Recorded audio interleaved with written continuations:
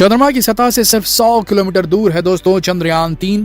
पछाड़ चुका है लूना 25 को, लेकिन अब समय आ चुका है चंद्रयान 3 को 30 किलोमीटर के दायरे में, 30 किलोमीटर के ऑर्बिट में सेट करने का, जहां से शुरू होंगे वो 15 मिनट जो बेहद अहम होंगे चंद्रयान 3 के डिसेंट के लिए, उसकी लैंडिंग के लिए।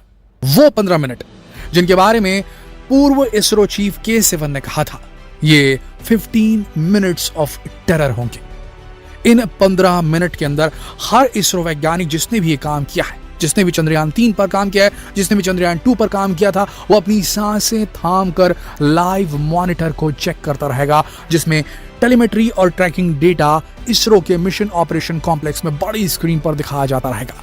हर एक वैज्ञानिक अपने सांसों को थाम कर बैठा होगा, कोई भी एक भी मशीन बटन ऑपरेट नहीं कर रहा होगा, कोई भी कमांड इसरो के इस ट्रैक सेंटर से नहीं जा रहा होगा 3,84,000 किलोमीटर दूर चंद्रमा पर चंद्रयान 3 तक, क्योंकि उस वक्त कोई कंट्रोल इसरो के वैज्ञानिकों के हाथ में नहीं होगा। और ये 15 मिनट होंगे सिर्फ और सिर्फ चंद्रयान 3 के, और पूरी दुनिया देखेगी इसे लाइव।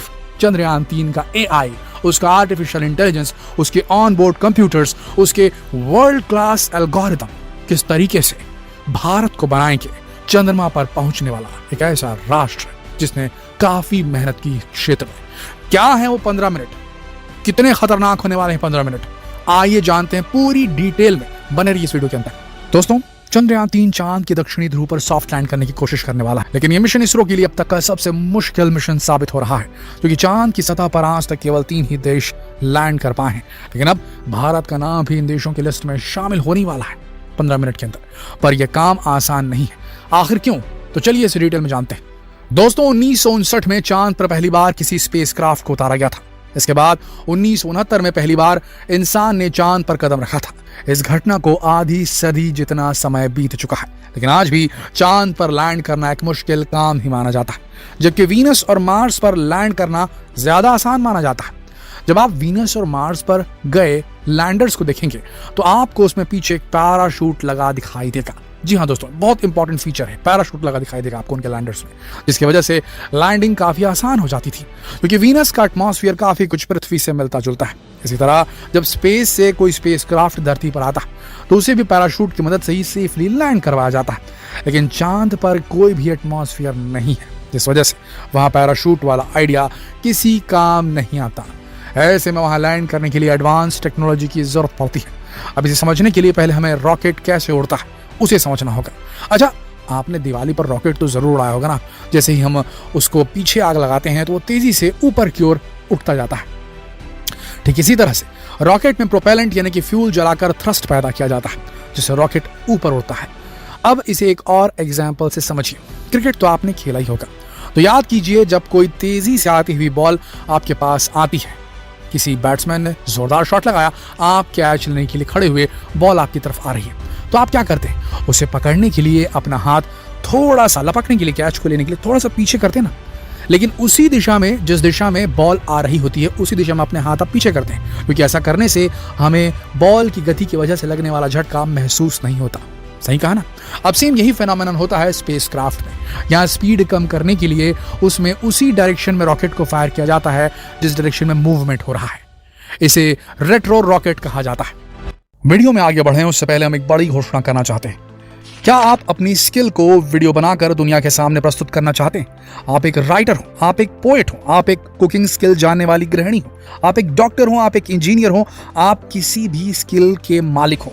क्या आप अपने स्किल्स को वीडियो बनाकर दुनिया के सामने पेश करना चाहते हैं? अगर हाँ, तो नॉलेज टीवी हिंदी यूट्यूब के इतिहास में पहली बार लेकर आया एक ऐसा हिंदी यूट्यूब कोर्स जो आपको सिखाएगा मोबाइल से प्रोफेशनल यूट्यूब वीडियो बनाना, सीक्रेट टिप्स जिससे आप अपने वीडियोस पर मिलियंस ऑफ व्यूज अट्रैक्ट कर सकते हैं, हैंडल कैसे करना है कॉपीराइट इश्यूज को, सिनेमैटिक इफेक्ट्स कैसे डालने हैं, एनिमेटेड फॉन्ट्स कैसे इस्तेमाल किए जाते हैं, एडवांस एडिटिंग क्या होती है। साथ ही हम आपको देंगे प्राइवेट ग्रुप का वो सपोर्ट जो आपको आपके यूट्यूब अकाउंट बनाने से लेकर के पहला यूट्यूब चेक प्राप्त करने तक आपके साथ रहेगा। तो अभी क्लिक कीजिए डिस्क्रिप्शन में दिए लिंक को और बन जाइए यूट्यूब जर्नी में हमारे हमसफर। अब जब लैंडर चांद की सतह की तरफ आता है तब चांद की ग्रेविटी उसे अपनी तरफ खींचती है। ऐसे में रेट्रो रॉकेट को फायर किया जाता है जिससे लैंडर की स्पीड कम हो जाएगी और वो चांद की सतह पर सॉफ्ट लैंड कर पाएगा। चलिए लैंडर की लैंडिंग की पूरी प्रोसेस को उसके स्टेजेस के अकॉर्डिंग समझने की कोशिश करते हैं। चांद की सतह पर लैंडिंग की प्रोसेस को 4 स्टेजेस में डिवाइड किया जा सकता है और यही वो दहशत के 15 मिनट है जब चंद्रयान 3 का भविष्य डिसाइड होगा। पहले स्टेज को पावर्ड डिसेंट इनिशिएशन कहा जाता है। इसमें लैंडर विक्रम की हाइट कम की जाएगी। इसके लिए रेट्रो रॉकेट फायर किया जाएगा जिससे धीरे धीरे लैंडर की जमीन से दूरी कम होने लगेगी और अब सतह से इसकी दूरी 7.4 किलोमीटर रह जाएगी। 30 किलोमीटर से 7.4 किलोमीटर। लैंडिंग की प्रोसेस कुछ 30 किलोमीटर की दूरी से शुरू हुई थी, तो इस पॉइंट तक आते आते 10 मिनट पूरे हो जाते हैं। यानी कि आपकी दहशत के 15 मिनट में 10 मिनट अब निकल चुके हैं। काफ़ी कठिन समय होता है ये, किसी वक्त हॉरिजॉन्टल से वर्टिकल किया जाता है चंद्रयान के लैंडर को और उसके पैरों को चंद्रमा की सरफेस की तरफ फेस किया जाता है। अब जो कुछ भी होना है वो अगले 5 मिनट में होना है। 10 मिनट तक होने के बाद 5 मिनट सबसे अहम हो जाता है और बेहद खतरनाक। अब इसका दूसरा फेज शुरू होता है जिसे ब्रेकिंग कहा जाता है। जब स्पेस क्राफ्ट या लैंडर की सतह से 7.4 किलोमीटर की दूरी पर होता है तब इसकी स्पीड कुछ 580 किलोमीटर प्रति घंटे के आसपास होती है। इस स्पीड पर लैंडर चांद की सतह पर लैंड नहीं कर सकता। ऐसे में इसकी स्पीड को ब्रेक करना या कम करना बहुत ज़रूरी हो जाता है। यहाँ एक बार फिर से रेट्रो रॉकेट को फायर किया जाता है और जिसकी वजह से लैंडर की स्पीड 580 किलोमीटर प्रति घंटा से घटकर 300 किलोमीटर प्रति घंटा तक कम हो जाती है। अब लैंडर चांद की सतह से केवल 5 किलोमीटर की दूरी पर होता है। यह बहुत ही क्रूशल फेस होता है।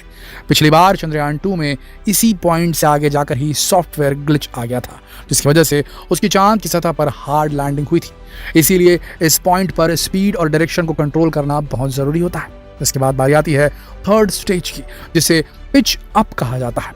इस पॉइंट तक लैंडर चांद की सतह के पैरेलल होता है, लेकिन अब चांद की सतह पर लैंड करने के लिए इसकी डायरेक्शन चेंज करनी होती है। लेकिन इसे पूरी तरह से टर्न नहीं करना, केवल 50 डिग्री ही टर्न करना होता है। इसे TRN यानी कि टर्रेन रिकॉग्निशन नेविगेशन भी कहा जाता है, क्योंकि इस फेस में लैंडर को अपनी स्पीड कम करते हुए उस जगह जाना होता है जहां उसे लैंड करना है। इसके बाद HDA यानी कि hazard detection and avoidance stage आती है। अब ये इसलिए ज़रूरी है क्योंकि चांद की सतह पर बहुत सारे क्रेटर्स हैं, वहाँ समतल सतह की काफ़ी कमी है। ऐसे में अगर हमारा लैंडर किसी क्रेटर में लैंड कर जाता है तो वो एक बड़ी समस्या हो जाएगी। तो इसीलिए जब लैंडर को 50 डिग्री पर झुकाया जाता है तो उसके लेग में लगे कैमरे वहां की जमीन की फोटो कैप्चर करते हैं ताकि लैंडिंग के लिए सही जगह का चुनाव किया जा सके। तब लैंडर अपने आसपास की सतह को अच्छी तरह से जांच कर लेता है ताकि लैंडिंग में कोई भी समस्या ना आए। आपको जानकर हैरानी होगी कि फर्स्ट स्टेज के बाद बाकी के 3 फेज केवल 5 मिनट के कम समय में ही पूरे हो जाते हैं। लैंडिंग का लास्ट फेज तब शुरू होता है जब लैंडर सतह से 100 मीटर की ऊंचाई पर होता है। लैंडर एक बार फिर अपने कैमरे का इस्तेमाल करके आसपास की लोकेशन अच्छी तरह से जांचता है। उसके बाद वो 10 मीटर तक नीचे आता है और फिर एक बार लैंडिंग साइट की जांच करता है। 100 मीटर तक आने में इसे 25 सेकंड का समय लगता है। इसके बाद अगले 10 मीटर नीचे आने में इसे 10 सेकंड लगते हैं और जब लैंडर को पूरे यकीन हो जाता है कि लैंडिंग साइट पर कोई भी समस्या नहीं है तो फिर वो लैंडिंग करना शुरू करता है।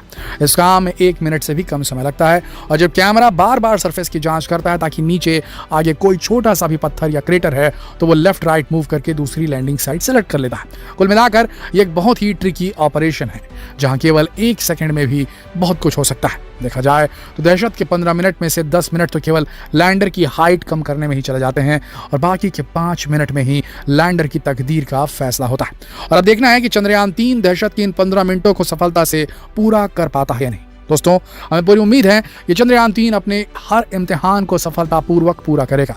आपको क्या लगता है? अपने विचार हमें कमेंट सेक्शन में लिखकर जरूर बताएं। जितना हो सके इस वीडियो को शेयर करें फेसबुक पर, व्हाट्सएप पर, यूट्यूब पर। जल्द मिलते हैं आपसे अगली वीडियो में। तब तक के लिए आप सबका इस वीडियो के अंत तक बने रहने के लिए दिल से धन्यवाद।